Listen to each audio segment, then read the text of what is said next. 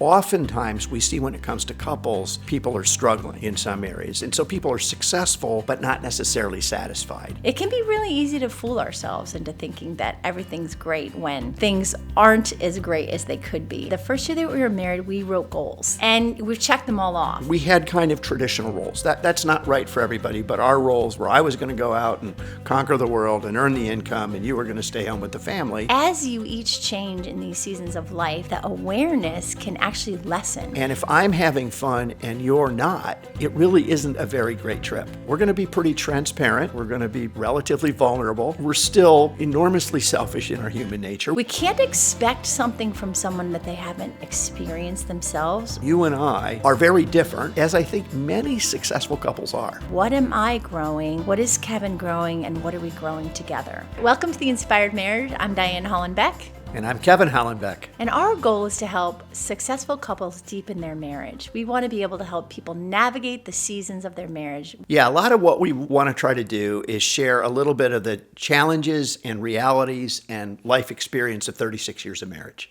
Absolutely. And one of the things that we really are so fascinated about in this season of our life is openness and awareness. And so, we've been through so many different things, and what we realize is that life at different times requires different questions. We met 36 years ago, and we set goals in our first year of marriage to raise a family, build careers, travel together, and we've met all of those goals. But now we're in a new season, and what we're finding is we need new tools, we have new questions, and our story is the same, but we're really having to unpack some things and really engage new questions for this new season. So we want to help you. We're not trained psychologists. I'm a successful business person.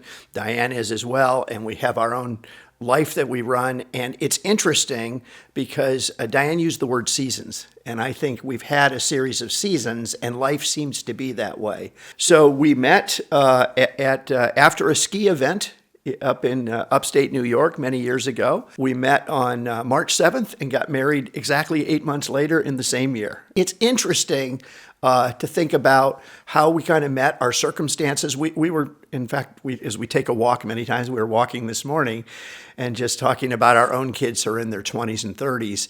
But, had we met 2 years earlier, it would have been a disaster. Yes. And so some of this is also just how it worked out. It really is amazing to see. But we did connect. There was a deep respect and love that built up pretty quickly. The first year that we were married, we wrote goals. And so many of you are successful business people, and you write goals every year for your business, for your life, for your health, and how you're going to take care of yourself physically. But we wrote personal marriage goals.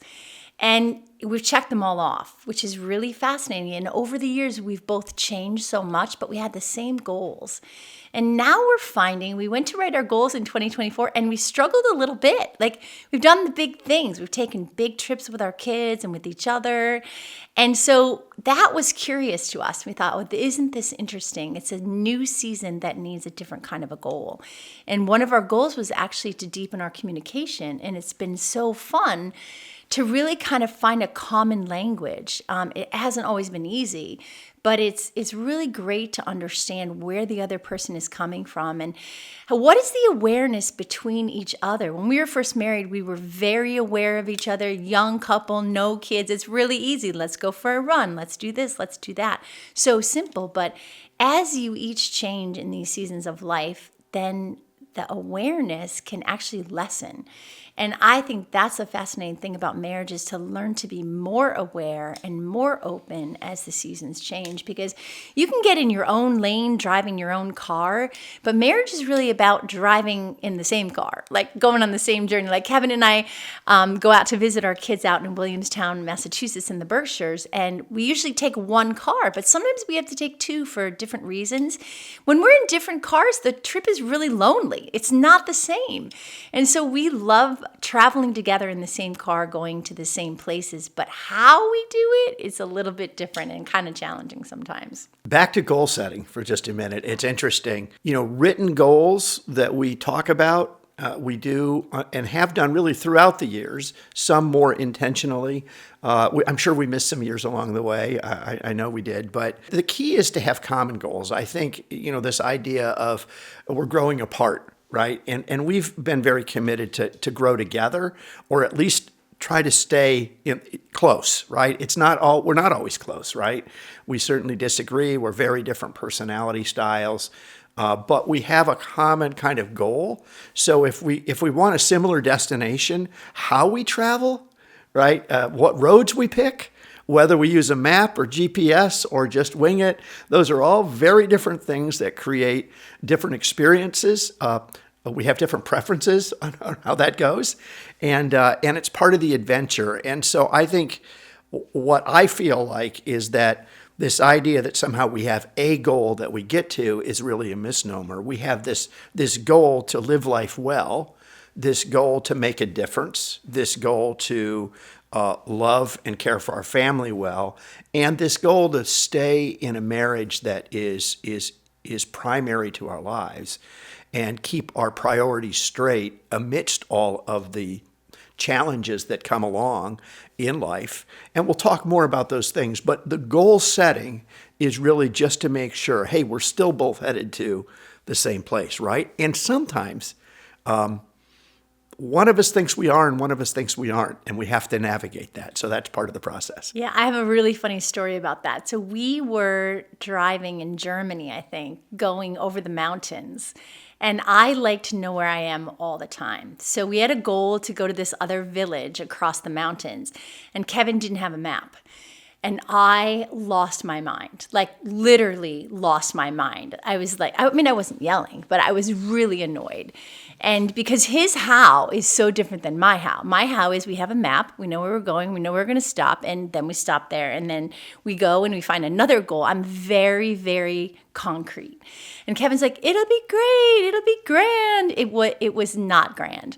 And the point of this story is that Kevin wasn't aware how deeply my personal childhood story fed into all of that, like little bit of rumbling anxiety. And then it really spilled out into an irritation. And that really speaks to what, we're talking about today. Am I aware of my partner's story, right? It all worked out in the end. We had a great lunch. We had a fabulous trip once I relaxed and realized I was perfectly fine. But my story, my original, childhood story is not a comfortable one and not one that leads me to being open when I'm lost. It really is a problem. But Kevin had to learn and grow in that awareness of my story, right? First of all, I had to share it. I had to be willing to be open. And then he had to receive it like, oh, just get over it. That's not the answer always. And so there's this deep respect that you have to start with day one for each other. Like I come from a childhood of a little bit of trauma and Kevin doesn't. And so right there, we're on two different paths, right? But over 36 and a half years, we've learned, okay, this is what happens when you do this, and this is what happens. And that's that awareness and that deep connection and respect that says, hey, I know you want to know where we are, so let me pull out the GPS. Let me grab the directions, right? Or I can say, I trust you, go ahead and wing it, right? If you've ever seen the movie Leap Year, at one point she throws the map and says, hey, go wherever you want to go, right? So marriage is that, go wherever you want to go, but it's also deeply respecting each other's stories. I'm like, hey, what's it? We'll just have fun. We're in the mountains, we're in the Alps. Who cares where we go? We'll get there eventually. We got hours. Like if we're a little detoured, it doesn't matter, right? And that was my perspective. But the issue is that was bringing back something. And I'm clueless, right? So until I know your story, until you let me know, and so my initial reaction was like, yeah, what's the big deal? Come on, I'll get us there. But it went much deeper than that. So a lot of growing in intimacy, a lot of growing together is really knowing the whole story. I think this idea of knowing is really that. And until you've lived with somebody for many years and told the story, and here we are married, whatever that was, 30-something years, right? And then I learned something new. I mean, for being married to somebody and knowing you constantly confuse me and constantly baffle me. And I'm like, what? How did I not know that? And I think that's part of the fun and the joy of marriage. Instead of, I think what, at least for me in the early years, we had kind of traditional roles. That's not right for everybody, but our roles were I was going to go out and conquer the world and earn the income, and you were going to stay home with the family. And we lived that way. And to some degree, we fell into roles and responsibilities, right? And we patterns, right, that worked in that season to some degree and didn't work to some degree. But I think the interesting thing is to, in the midst of that or any time along the way, to learn. But now that we've traveled so many journeys together, we've been lost more than once. We will undoubtedly get lost again. But I know that about you. And I can say, oh, I'm sorry. Again, I made a mistake. And even though my, I don't know, little boy Kevin would say, let's go have a, come on, I respect because I'm with you and I want you to have fun too. And if I'm having fun and you're not, it really isn't a very great trip. And the same way. So we have to kind of navigate that. Let's not go to how we pick movies. That's another whole issue. But it really leads to a little bit of conversation about communication, right? And so there is this playfulness about Kevin and a very serious deepness about me that can lead to a lot of conflict in conversation. But one thing that's so critical is not being critical, right? Is not over analyzing and criticizing and cutting down another person. Always maybe just commenting about things, but never asking and encouraging the other, right? I think it's so important that we can get stuck in day-to-day things without really encouraging one another. How are you? What's happening for you? Those are really important things in a marriage that can just kind of get very drowned out in the distractions of our phones or the busyness of life, whatever it is. You have to decide that you're going to communicate on a deeper level, right? And I think that's really important.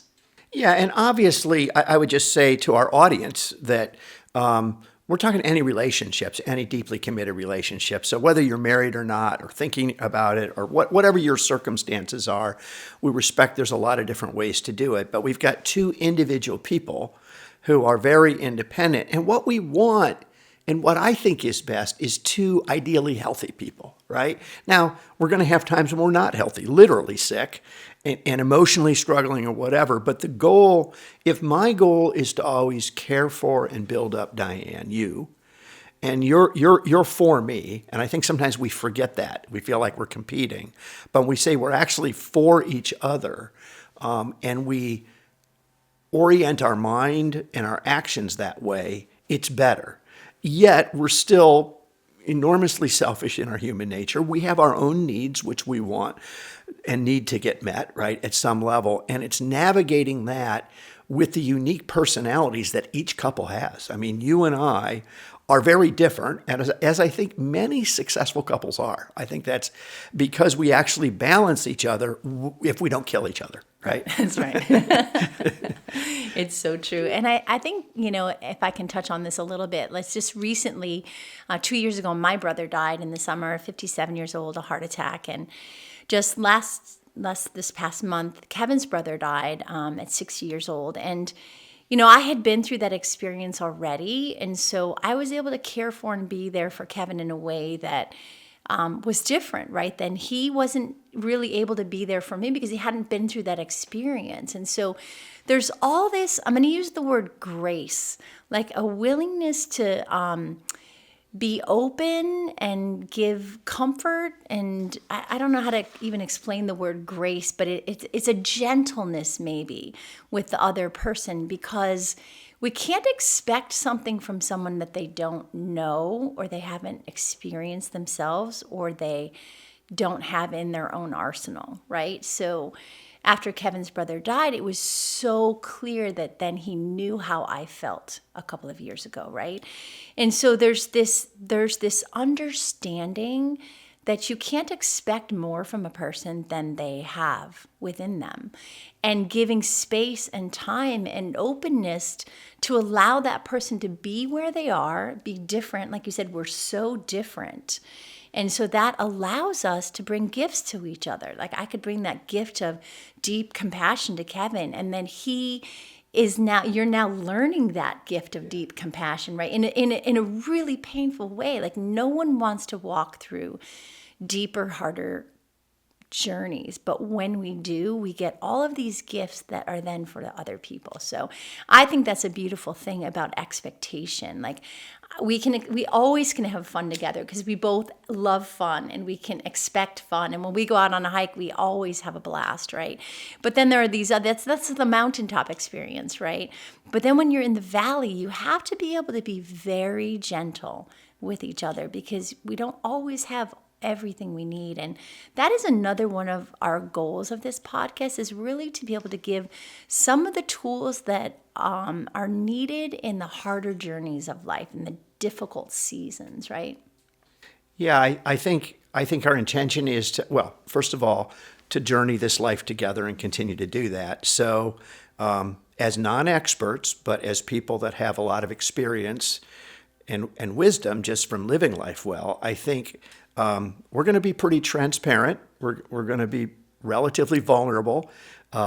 We may tear up a little bit. We'll certainly laugh a bunch. But I think the goal is to kind of walk through that what I believe every couple needs to navigate if you want to go through life together, right? And so that's kind of where you have to start. Are we in it together? Which goes back to the goal setting, to everything. Like, you're the one, and I'm committed to you, and we're going to do this. And so there's a lot to this process, but I think that, yeah, even as, again, my brother passing just a few weeks back is really heart-wrenching. And now, I'm like, oh, yeah, that's why you were so upset 3 weeks later. I'm like, okay, and I mean, that's how I'd never experienced. I had no framework to really deal with what it's like to lose somebody that you love and is very close to you, out of order, out of sequence, right? His younger brother. And so that was devastating. And now I'm much more empathetic. Of course, I can't go back 2 years ago, but I can say, I get it now. And I'm so grateful that you were kind to me as I was walking through it, and you weren't saying, see how I felt, right? You didn't make it about you. You just kindly, gently walked me through it. You traveled with me. You took enormous, it was really hard on you physically to do the trip that you did, given the fact that you were taking another trip 2 days later. But to join me and to be with me on the journey, when I didn't necessarily even know I needed. In fact, I didn't know I needed. I was like, I'll be fine. And you're like, oh no, you won't. Right? I mean, literally, like, because I get this companion pass that you can come along, and I'm like, oh, I'll be fine. And you're like, no, I'm coming. And that's a great point. Like, I have a companion pass on Kevin's flights, right? And that to me is what marriage is. Like, it's a companion pass. And I can choose to go on this journey of grief with Kevin, to say goodbye to his brother. Or I could have chosen to stay home and get ready for my trip to Spain to walk the Camino away. Would have been so much easier to kind of put, a little bit of like, hey, I need space. I need this for myself. But that's what it means to be a companion, is to literally, in some sense, lay down your life for another. And I think it's a beautiful, beautiful picture of what it is to say, okay, this is the journey that I'm going on. Do you want to come along? And every time when you choose the other, you actually choose yourself, because you're building a stronger bond. And I think that's the beautiful part about a strong marriage. And it does take two healthy people. It isn't just that you can kind of drag someone along. Like when I was walking the Camino Way, there were so many times there were people that were lagging behind the others, and you can't take a journey for another person. Like, I can't walk Kevin's grief. I can walk alongside of him. He couldn't walk my grief. He walked alongside of me. And I think this is an important part about marriage as well, is we have to take care of our own emotional health and then bring that healthiness to the marriage. Or else say to the other, hey, looks like you need a little help there, right? Like, it's okay to ask for help even outside of a marriage. And that is something we want to say on this podcast. Like, we are not professionals. We're not experts. We're just journeying along. And if you find that some of what we talk about brings up difficult things for you, get professional help. Like, seek someone out and say, well, I could really use a counselor or a therapist or a psychoanalyst, whatever it is that you need. Be sure to take the time to do that, because being healthy together is easier when you're not trying to banded each other's wounds, basically. Yeah. So that's kind of heavy, right? Yeah, And very we're talking heavy. about that, but maybe just a little bit more about us, even individually. We've talked about our marriage, and you're going to hear lots of things. But I have owned and operated a business for 30 years now. 30 years next month or the month after, so literally 30 years. Where I have helped business owners and salespeople be better, right? And so I teach, I coach, I consult with typically mid-sized to small businesses, sometimes larger ones, but to help them generate revenue. So I do sales training, all that kind of stuff. And it's been and continues to be a very successful business. So I've been speaking, and I have the opportunity to work with a lot of really successful people. And I say successful people, successful financially, successful in business, and many of whom I frankly helped to become as successful as they are. But what's interesting is being successful in business doesn't necessarily being successful relationally. In marriage, if you're married, in other relationships. And so I think part of what that I think we bring that's a little unique, and you can talk a little bit about yourself if you would, is that we've each kind of been successful, and we both had opportunities to work with people that are really top of their game in one part. But oftentimes we see when it comes to couples, people are struggling in some areas, and so people are successful but not necessarily satisfied, and so. As we've grown older, as I've grown older, I find myself sometimes working less on the how to grow the business or what to do to sell more. That's important, it still is, but how to enjoy the ride and how to do it with that partner. I think I've become much more aware, like winning at business but losing at life is not winning.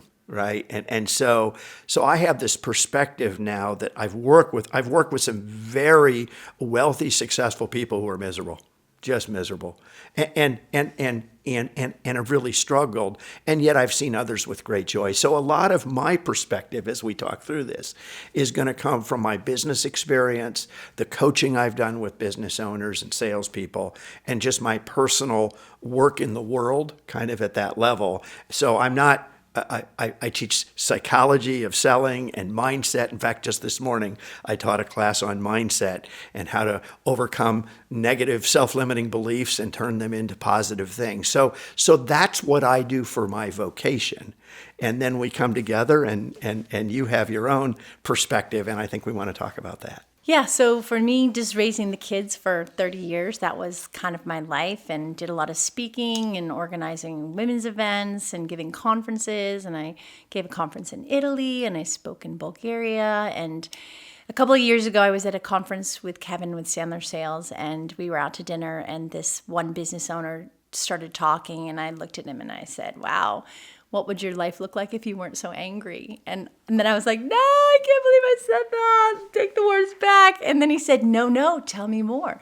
So we spent 2 hours unpacking his mindset, the way he lived his life. And he turned to me and he said, hey, you're my coach, and I'm going to be your business coach. And I said, that's very funny because I don't have a business. But then I did, and I started the Inspired Road, and I started working with business owners and leaders who basically were successful but not satisfied. They didn't have the goals that they wanted. They lived this miserable disconnect between their hearts and their heads, and they had all the success, but they were always angry or whatever it was. It was pretty funny. And I wrote a book, Rejecting Fear, Learning to be Led by Love. And it is basically this whole idea that you can live a life of love if you choose it. But it takes a lot of courage to face your own story and to have your own goals and to have agency over your thoughts, over your own story even, that maybe a story of childhood trauma doesn't affect you. Maybe a broken marriage or whatever thing that you think stops you doesn't have to stop you. So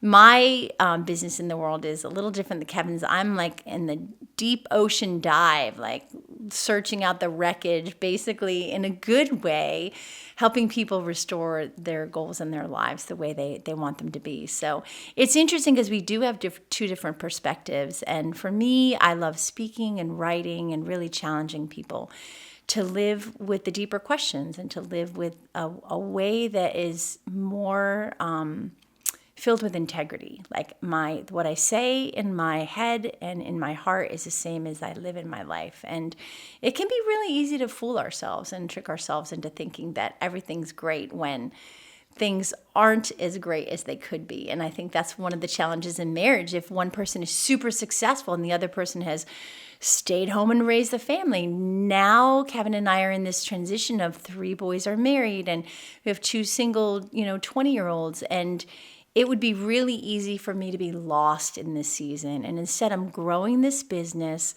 And I think that's the challenge is like, what am I growing? What is Kevin growing? And what are we growing together?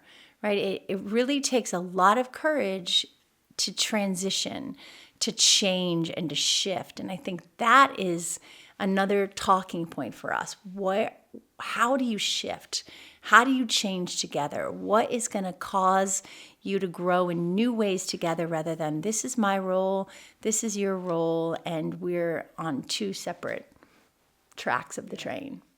So I think a lot of what we're talking about is really just life experience. And then I think I would say in this season that we're in right now, I'm like, well, I know you're amazing because we've been married and we've lived this life together, but like you have this great gift that has been utilized in a different world. And now it's like there's this opportunity to share this wisdom and the speaking. You've done lots of speaking and all these things, but it isn't the traditional way. You didn't go to get the college degree and get the certification and the master's degree. And, so there is kind of I think for us, and I'm not kind of the traditional one either, to kind of figure out who we are and allow ourselves the grace to remake ourselves and to be able to give what we are and not be trapped just because we've done something for 20 years or whatever it is, right? And so it doesn't mean we should always change, but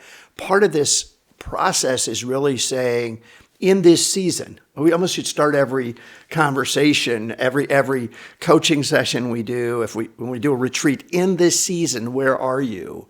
Because the seasons are different. And frankly, when the seasons change, as they're changing out our window right now, we'll put the snowblower to the back of the garage and we move the lawnmower to the front, right? That's what we do in New England. The